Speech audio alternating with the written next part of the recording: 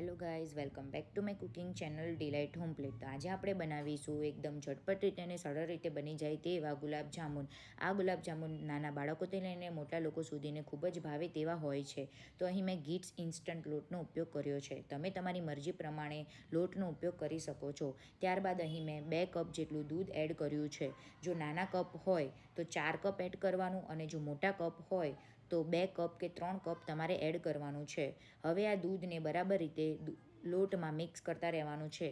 ધ્યાનમાં રાખવું કે લોટની અંદર નાની નાની કણીઓ પડી ન જાય. ત્યારબાદ આપણે આ લોટને બરાબર રીતે બાંધી દેવાનો છે. ત્યારબાદ અહીં મેં 1 ટેબલ સ્પૂન જેટલું ઘી એડ કરીને લોટને બરાબર રીતે બાંધી દીધો છે. ત્યારબાદ આપણે ગુલાબજાંબુના બોલ્સ તૈયાર કરવા માટે હાથની હથેળી પર થોડું ઘી લગાવીને આવા નાના નાના શેપમાં ગુલાબજાંબુના બોલ્સ તૈયાર કરવાના છે.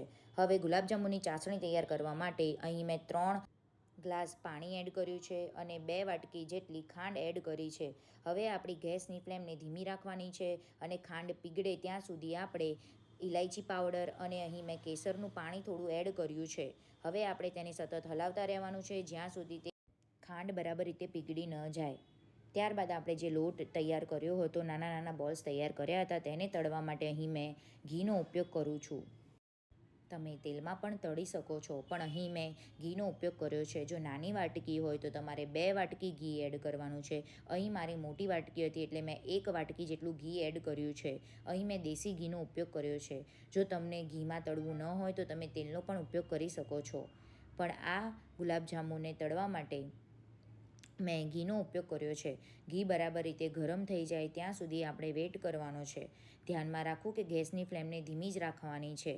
જો ઘી વધારે ગરમ થઈ જશે તો આપણા આ ગુલાબજાંબુન દાજી જશે. હવે 1 બાય 1 કરીને આપણે આ ગુલાબજાંબુને એડ કરવાના છે. તમે તમારી ક્વોન્ટિટી પ્રમાણે એડ કરી શકો છો.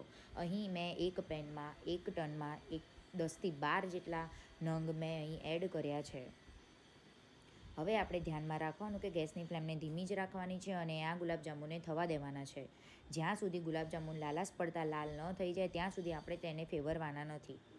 તમે અહીં જોઈ શકો છો કે ગુલાબજાંબુન લાલાશ પડતા લાલ થવા લાગ્યા છે. ત્યારબાદ આપણે તેને ફેવરીને બરાબર રીતે થવા દેવાના છે.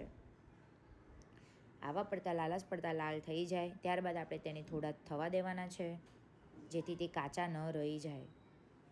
ત્યારબાદ આપણે તેને લાલાશ પડતા લાલ થઈ જાય ત્યારબાદ આપણે તેને એક પ્લેટમાં કાઢી દેવાના છે. તમે જોઈ શકો છો આપણા ગુલાબજાંબુનો કલર એકદમ લાલાશ પડતો લાલ થઈ ગયો છે. ત્યારબાદ આપણે ટૂથસ્ટિકની મદદથી આ ગુલાબજાંબુની અંદર કાણા પાડવાના છે. ધ્યાનમાં રાખવું કે એક ગુલાબજાંબુની અંદર 2 કે 3 જેટલા જ કાણા પાડવાના છે. જો વધારે કાણા પાડીશું તો ચાસણીની અંદર તે આ ગુલાબજાંબુન તૂટી જતા હોય છે. તો ધ્યાનમાં રાખવું કે આ ગુલાબજાંબુને આપણે 2 થી 3 જ કાણા પાડવાના છે. જેથી 2 થી 3 કાણા પાડેલા હશે તો ચાસણીની અંદર બરાબર રીતે ભળી જશે અને એકદમ બરાબર રીતે એવું સરસ મજાનો ટેસ્ટ આવશે અને આપણા ગુલાબજાંબુન તૂટશે પણ નહીં. તો તમે જોઈ શકો છો આપણા એકદમ મીઠા એવા ગુલાબજાંબુન તૈયાર છે. તો આ ગુલાબજાંબુને આપણે ફ્રીજમાં ઠંડા થવા માટે મૂકી દેવાના છે. તો આ ગુલાબજાંબુન એટલા સરસ અને મોઢામાં મૂકતા જ પીગળી જાય તેવા હોય છે.